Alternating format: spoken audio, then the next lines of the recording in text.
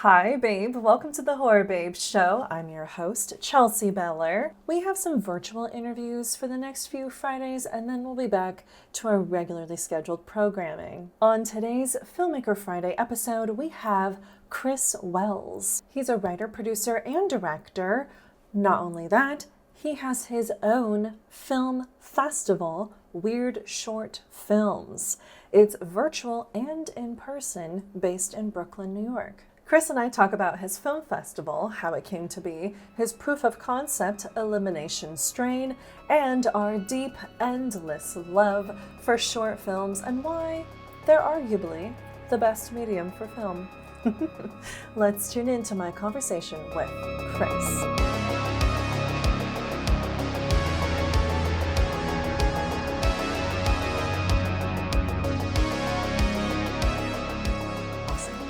Okay.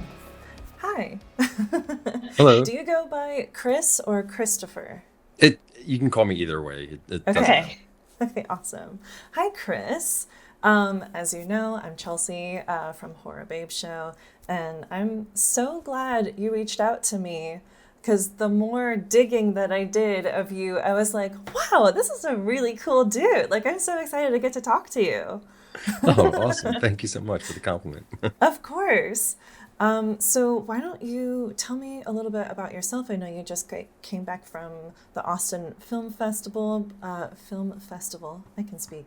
But you were also a guest speaker at HorrorCon. That's amazing. Like, yes, why don't you take it away? Yeah, well, HorrorCon happened before the Austin Film Festival. I was a guest speaker there showing some of my short films, talking about my film festival, the Weird Short Films Festival, and also they showed a trailer for The Luring, a psychological thriller that I did a few years ago. And it was great. It was in Long Island. It was great people, awesome interview. The people that run it are very friendly and welcoming. Mm, And then the Austin Film Festival, my script Elimination Strain got in. I nice. shot yeah, it was surprising because I wasn't really expecting it because when my friend told me, "Oh, you should submit your script." I'm like, "What do you mean what's, script? My script's not even finished." And so 2 days before the final deadline, I'm up till 3 o'clock in the morning, just like Ah! trying to like get this to be some sort of script format. And I sent it in thinking I just wasted, whatever, how much money I spent. And so Yeah, I was shocked to get in. So that kind nice. of catapulted the film or the project a little bit because I'm all about leveraging. So any festival that you're in, I don't care if it's a big or small, you have to leverage that. And Mm, when you go, to people and you say, "Hey, I was at such and such festival with this project. Would you like to take a look at it?" They're more open to looking at your project, which is, a yeah, great step. So I'm doing that. I'm, absolutely. in the process of tweaking everything and we'll see. Fingers crossed. Yeah. Oh my God, that's so, so, so exciting. Say the name of the most recent film you did. So the most recent film that I did, um, I think I'd have to. It was either "Hey, It's Just Jim," which is a short film that I shot just on my iPhone, just myself. Yeah, I Because one read of the that. things, yeah, well, I want to show people that you can shoot narrative films Mhm. by yourself. Because a lot of people they're shooting content that's different than shooting a narrative, Very and much. I wanted to show people, hey, you can shoot something really interesting just by Yeah. yourself. You don't need money. Everyone's got a smartphone.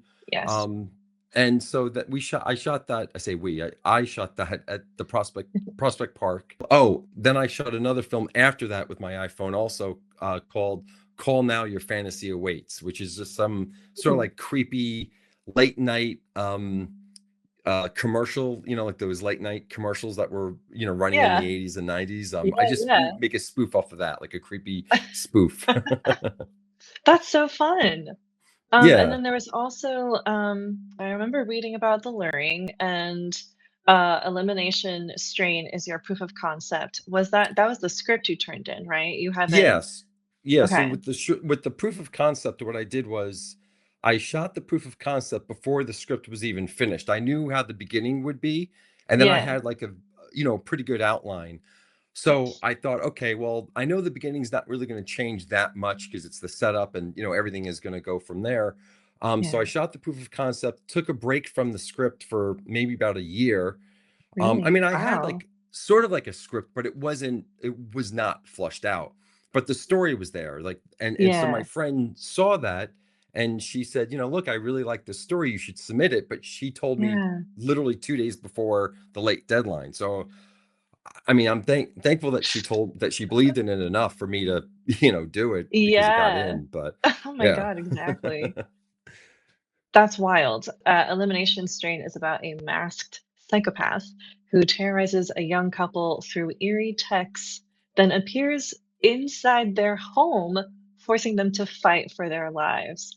Um, that is so what a horrible premise. I Yeah. say that in the best way. Yeah, yeah. No, that's a setup. I mean, I think it's important because I shot a proof of concept for the Loring. And what I try to tell fellow filmmakers, when I'm networking or Yeah, whatever, you always want to shoot, well, you should shoot the first scene yeah, and leave it off in a cliffhanger. And that's yeah, what I did with the Loring, was able to raise money. And because people want to ask, you want people to ask what's going to happen next. of course. And so that's what I did with Elimination Strain. But Elimination Strain deals with conspiracy theories, a madman who thinks that they're gonna stop World War III from happening by killing certain people that they find compromised.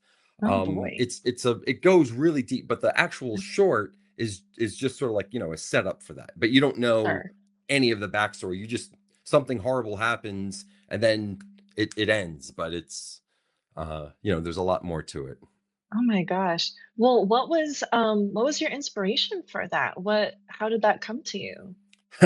So I don't know if you remember an incident that happened in Georgetown called Pizzagate, where these people online were reading these insane things, saying that these Democrats were using the code word pizza for some sort of den where they would steal children and do horrible things to them. So this person, this idiot, was reading these things online, thought it was real, takes a semi-automatic to this pizzeria in Georgetown, and he demands, where's the basement? That's where the kids are. And there's no basement in this building.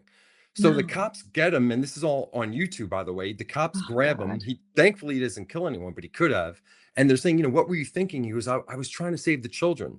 So for me, I thought, wow, that's amazing how misinformation is is really gospel to some of these nut jobs, and they're Oh yeah. willing to, take a gun and do crazy, stupid things based Yeah. off of this misinformation. So just using poetic license, I just sort of kind of dove into it and thought, okay, here's like a really interesting kind of idea. How can I make it into something that I want to watch and create Right. these characters? Because I like it when bad people in movies have a reason for doing, they believe in what they're doing, they think that they're in Right. the right. And so Yes. Which every antagonist should in order to yeah. be a good protagonist or antagonist. Yeah, I think it's interesting how horror films have progressed, because if you think of the films in the 50s, 60s, 70s, and 80s, you didn't have so much of that. But writers are Really? coming, No. they're being more, they're watching more films, or they're educating themselves, they're writing more complex characters. So I Mhm. think like the pendulum is kind of swinging towards these very complex, interesting, and there's more shows now that kind of Right. show the inner workings of Right. of the minds of these people. So I Yeah, think show like the both bar has been, sides. yeah, yeah. Yeah. Yeah. Oh, that's very fascinating. Yeah.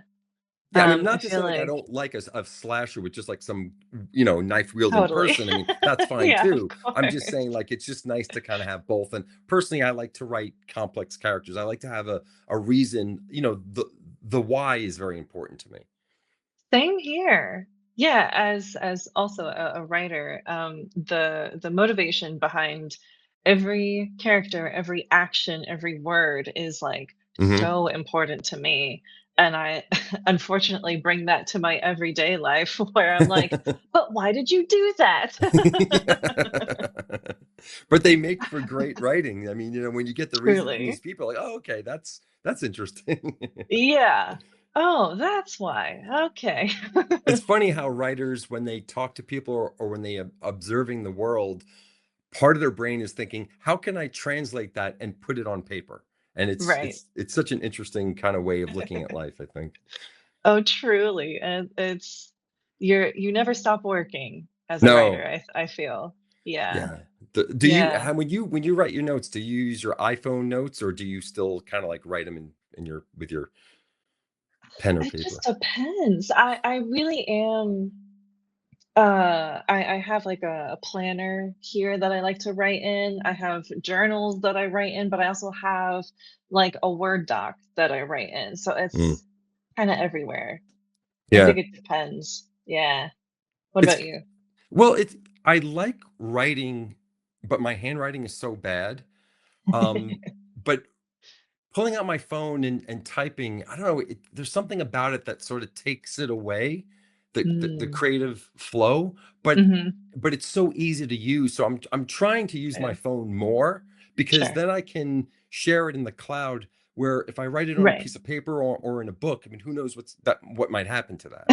Yeah, So it's exactly. yeah, so it's better to organize and whatever. Like but there's something about just writing with your hand and I don't Yes. know I just I don't know I sometimes when I'm even working on the script and let's say if I have to introduce an element or if I'm using symbolism or foreshadowing or whatever, I'll Yeah. write the main idea on a piece of paper and then I'll kind of work it into the script. I'll type it into the script. Like I kind of need to do both, I guess. Yeah. Yeah, I think it's, somehow important to do both. Yeah. But it is exactly like what you were saying, how, like, on your phone, you can kind of organize it better, Yeah. and, like yeah, I feel like when I'm, just, like, journaling, like, handwriting journaling, it's just, like, blah, just Yeah. vomiting words on a page. Hmm. So, yeah, it's just so important, and there's different ways to do it to, like, either get it in your brain or just get it out. Yeah. Yeah. Yeah, It's organizing, I think, is for creatives, that's a tough thing because it's very easy to write ideas and you can kind of, lose yourself with those ideas. But mhm, but if you really want to make a film, you have to sort of filter the things out that you're not going to make and concentrate on this because it's also very easy to kind of project hop and yeah, when you're not finished on one, you just kind of, oh, I have another great idea. Well, great ideas are great, but yeah, you need the A B C D and all the way through Z. Like you need the final, absolutely. and to see something through, it's very like would have to catch myself and say, okay, yeah, I like this idea, but I gotta do the hard work Right. over here. Coming up with an idea is easy. It's not easy to go through go through the weeds and really hammer it out. Yeah, and you gotta prioritize. Yeah, and that's not Yeah. it's not so easy, but that's why we have writers groups or I do writing Yeah. sprints or trying to keep my accountability up and Yeah. have deadlines or tell someone, hey, I'm going to send you a draft of this by this day. And so you just try to give yourself some sort of like uh ways of making sure that you're going to do it and stay focused because if you have a Yeah. deadline, you can't just be thinking, oh, I've got this other great random idea that I'm not going to really do, and so can't do that. Yeah, exactly. Well, I also wanna talk about, weird short films, Oh yeah. your film festival. So, you started this year, is that right? Yeah, I started this because I was talking to a lot of filmmakers and they were telling me that they didn't really know what to do with their films, their short films after they did it. They did their festival run. Okay. There wasn't really much to do. And a lot of times, a lot of people don't want to cultivate their YouTube channel. I have a, semi popular YouTube channel. I thought, you know what? if I can provide a live screening for these filmmakers and also give them the option to market them on my YouTube channel where we all can like help each other, I thought that would be Yeah. two good things to offer. And so I started the festival, I think it started in late September. Yeah, it was in Okay. late September. And we have our live screening at the Vino Theater in Brooklyn, Nice. April 18th. And yeah, I'm getting some great films. I've been checking some out, and they're I'm really excited because there's a lot of great creative people. We're getting films from all over the world, which is exciting because it's as Yeah, you know when you watch films, foreign films, that it just has like a different approach than American. So it's just very absolutely. interesting. So yeah, so Yeah. I'm excited. I'm excited for April 18th. It's gonna be a costume party. So it's Oh my gosh. yeah, it's gonna be a lot of fun. We're gonna do it Brooklyn style. I love that. Yeah. I know I was perusing your YouTube channel earlier and I was like, "Oh my God, like this is like it feels like you've had this set up for a long time." But I also know that you like changed the name of your YouTube channel or something. But you have an exceptional following. It's like 160,000 people or something to that effect, right? Yeah, yeah. I'm just kind of I've had I've had the channel for a little bit. One of my films kind of got popular, Cynthia. I had some random, really, I don't know this person, but he really liked the film and wrote a review, and that Oh, sort of kind of nice. kick-started everything. I wasn't Yeah. really taking the channel too seriously until I don't even remember when, and I thought, okay, I gotta just kind of focus on this. But at that time I had like everything on my channel. But now it's streamlined. Now it's just, and I lost millions of views because I was taking Mm, things off, like documentaries that just don't fit, right. the vibe. Um, Yeah. because most filmmakers, when they say, "Oh, I do horror, that's my genre," yeah, but you also probably do other things too. It's whoever's going to hire me at the time, like if it's a documentary, I'll do it. But for me, for the channel, it's just horror, B horror, thrillers, and dark comedies. And I thought, well, I own the domain name Weird Short Films. I wasn't really doing anything with it, and I thought, well, those are the kind of films I want to watch. Those are the kind of films I want to make. And then I was thinking, well, if I get rid of all this other stuff, I'm going to lose all these views. But you know what? It's worth it. And I love supporting other filmmakers. I have a genuine interest in the success of others, and so um, and I want to watch really cool stuff. It's really fun, looking at these submissions. I mean, like, wow, these are really cool and interesting. So I'm Yeah. excited. That's awesome. I Yeah, love that so much. It's so great to um, put a spotlight on the people who don't get it that often or at yeah, all. yeah. Yeah. And I think, short films, back in the day, that's what filmmakers shot. They weren't shooting features. Right. And there's something about a short film. And I know that everyone wants to do features and get, and get paid and do all these, amazing projects. And that's obviously the ultimate goal of everyone. And I want to help, push people, towards that goal. But there's something also just about, just like, let's just look at the art.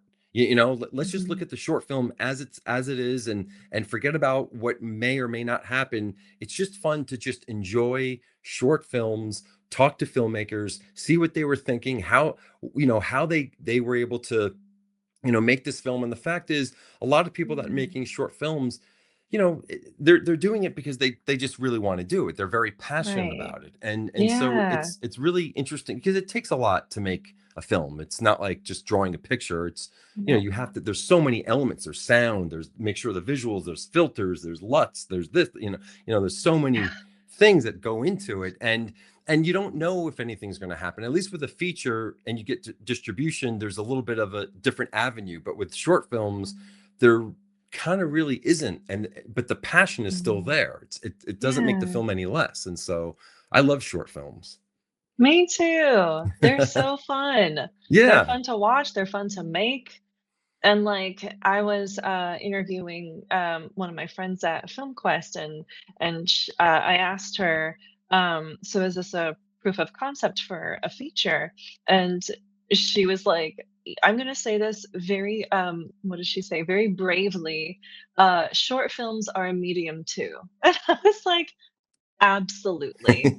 No argument."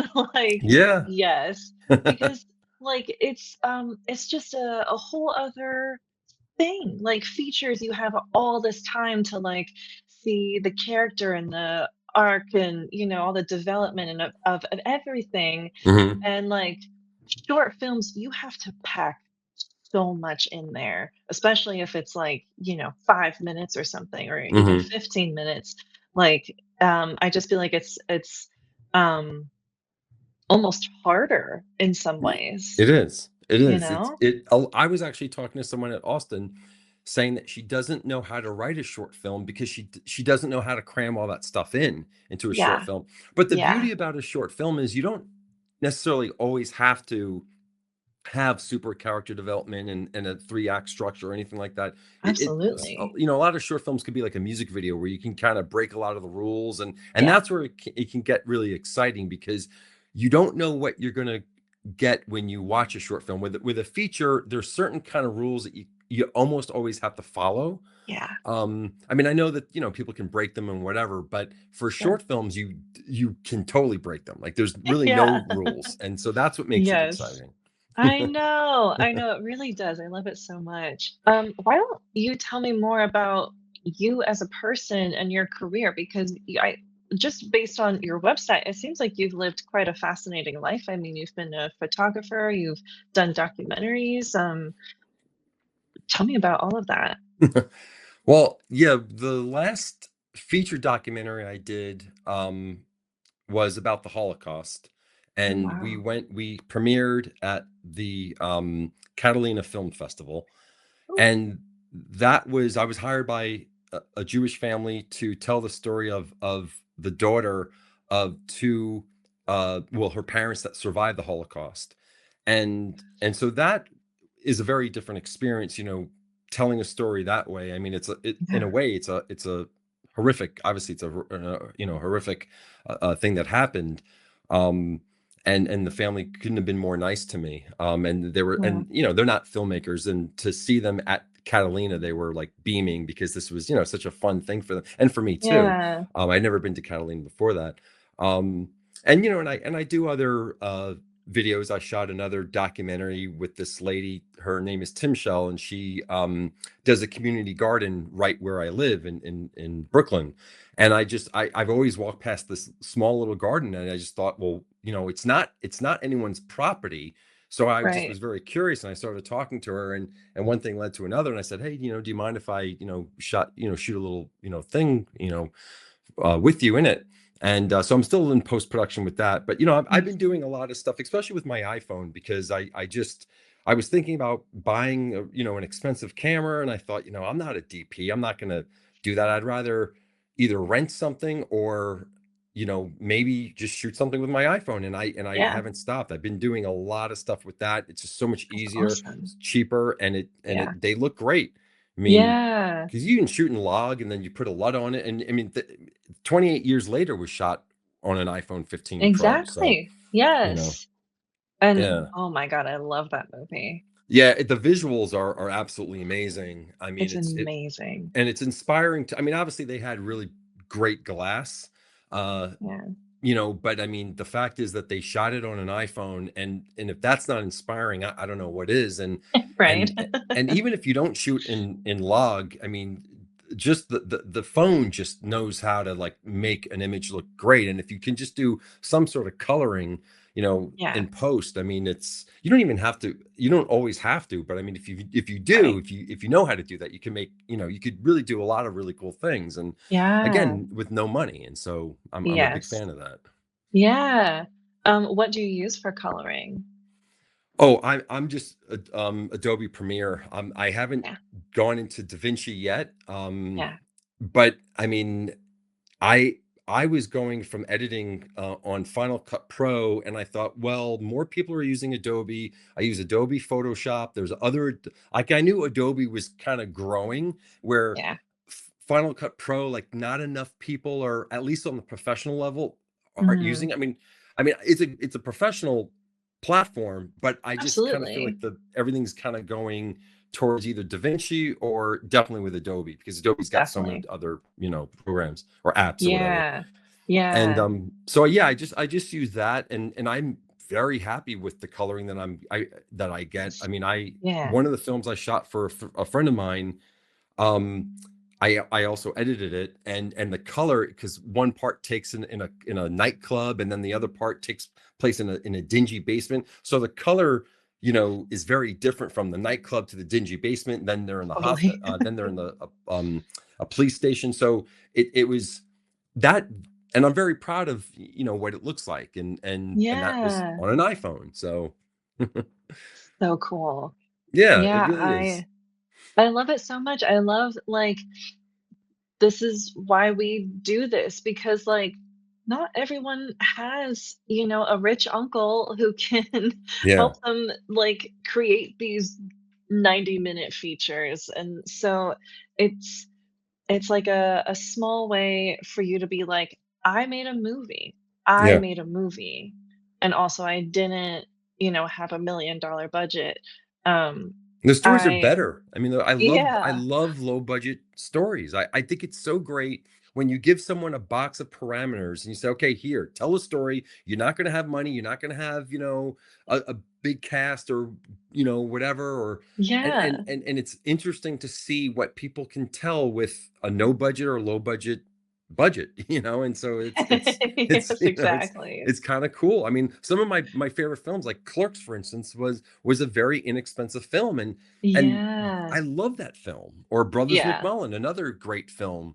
Yeah. I mean, they're not horror films, but I mean, but going to film school, I Yeah. mean, those were the films that these low budget independent films. I'm like, these are great. Like these are, and then going to film school, I went to SVA, School of Visual Arts in Manhattan. Obviously, I saw a bunch of short films, which was so amazing, because the level of talent that goes to these film schools is really cool. So I was able Okay. to really kind of learn so much and just be inspired by all these amazing filmmakers, and watch all this content. And it was very, from experimental to whatever. Um, Yeah.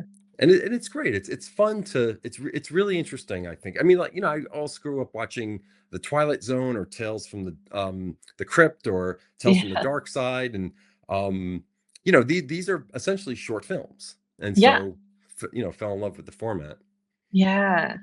And I think there's so much more room to play around because, you're not on the production company's dime or Yeah. time. You're just like, "No, I'm just goofing. Like, can I do a few different takes and get wacky with it?" And Yeah. yeah. Yeah, you Yeah. could do something totally. I did a film called Toothbrushed, and my the idea was there was, I think I went to this motel once, and in the lobby they had this TV with these weird commercials that I assumed only played at the motel.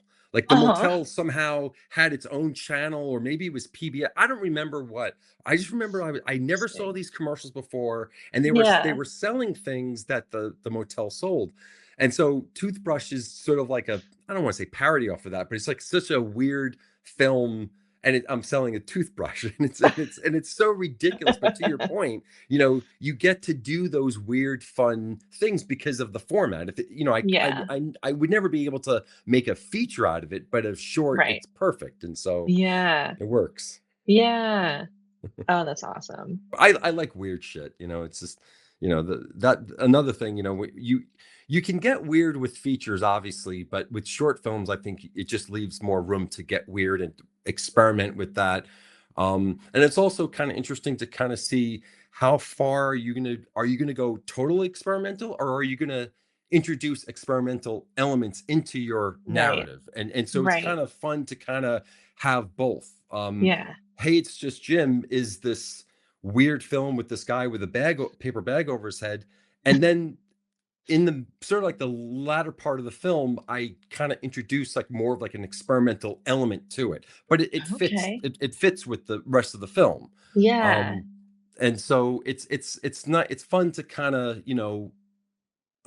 hone in on your craft and understand certain elements that you can kind of really play with, that maybe a Right. feature film you may not have that you know ability to to do so, because if you introduce a very Right. weird element, you have to do it early. I'm talking about a Yes. feature, and then you Yeah. have to kind of consistently do that, and it just may not happen that way. Yeah. So you have to kind of, again, there's like more rules that you might have to abide by with a feature, or with a short Definitely. you don't have to really. Yeah, that is so true. Yeah, like it's it's funny because like a part of me is like I obviously want to create a feature at some point, but I'm also like, uh like but I'd have to get, all this funding and probably a million rules would be applied and like I don't know, like would it be worth it, I guess. But I Yeah, think I mean, there's yeah, so many ways of making a feature, but you're right. There's a lot of rules, in yeah. terms of getting a lawyer and getting the right paperwork for the investors, and who you can approach, and um yeah, and then you have to worry about distribution, and that's a Mhm. whole other thing that you have to kind of think about, and that's you don't no one can teach you distribution. You have to go through it. It's Yeah, such a And with the pandemic, that changed a lot of things. I mean, distribution completely. is totally different now than it was Yeah, pre-pandemic, because now you have right. indie rights, which is the luring is distributed by indie rights now. You have Okay. Film Hub, Bitmax, and I'm sure there's others that are not. I don't want to say they're self distributors, because they're not. But they take less of a cut, and you do 99% of the marketing. I mean, they do a little bit, but not like a traditional distributor. But Right, traditional right. distributors, if they see that you're a no name, you have no names in your feature, Yeah, you're open to getting taken advantage of, because they know yeah, that you're not going to ask the right questions, or you don't have the experience to, and if you don't ask the right questions, you can get locked into a contract that, might not serve you well. And yeah, you can get totally screwed. Yeah, yeah. Traditional distributors can change your poster, your title, your trailer. They can make your film totally different from what you Yeah, intended, just because they think, well, maybe if I change it to a slasher and it's really a psychological thriller, we'll get all these people to bum rush, the streaming platforms will make our money, and then they'll get bad reviews, and who cares? I mean, right. that's happened to filmmakers before, and so Yeah, the other distributors, like indie rights, they won't do that. They are I mean, at least with indie rights, they're very supportive. They oh, have good. a lot of really great tools at your disposal, which is great. I mean, I Yeah, don't work for them or anything. I only have one film with them, but I'm happy with being with them now. I mean, it's been a yeah, good experience. yeah. I love talking about this stuff. Yeah, it's kind of It's nerdy. It could get kind of, no, in the weeds with distribution and all that kind of stuff, but and then but music rights and all that stuff. I mean, it could be a daunting thing, because once you yeah, start with distributors, everything has to be signed off. With short films, not so much. Again, mhm. there's more rules with features than there are with shorts. So Yeah, exactly. And I feel like this knowledge just, I don't think that the average Joe knows this kind of stuff. Like you do, you know to an extent if you've been in the entertainment world and obviously if you've gone through it, but like I would imagine most of my audience doesn't know anything about distributing a film. So I think it is important to talk about, yeah, there's a lot of, when you finish a feature, there's a lot of things that you have to do, from getting a lot of behind the scenes for marketing. You Mhm. need so much of that, to making sure that you deliver to the specs that they're asking for. And so Mhm. you have to. It's always good to kind of like know what the specs are beforehand, just so you don't get screwed over in post, where you're like, oh my God, we got to do this or that or whatever to Yeah. meet the needs of the distributor. Well, before we head off, was there anything else you wanted to plug or anything about yourself that you wanted to I mean, no, I mean, people can check out the cool thing about the festival is that people can go to weirdshortfilms.com. They can watch short films online. That's part of it. They can obviously, we're not selling tickets yet for the April 18th screening. I mean, by the time this airs, maybe we will be. But if they just go to weirdshortfilms.com, they can get all the information. Nice. The last deadline will be March 1st. But yeah, I mean, if people want to watch really cool short films, I mean, weirdshortfilms.com is the place to go. Let's do Yay. it. Well, thank you so much, Chris. I loved this conversation. I love chatting with you. Thank you so much for reaching out to me again. I really appreciate it. Yeah, thanks for, being so welcoming and allowing me to speak with you. And your production is great. I've seen some your Oh, show, and I think it's great. I love that opening with the bats, and I was watching some interviews and your oh, some reviews, thanks. and yeah, so I'm very happy to be here. Oh, thank you so much. I appreciate that. Well, that's it from me and Chris. I hope you enjoyed this week's virtual filmmaker interview. You can follow Chris at the social media handles below.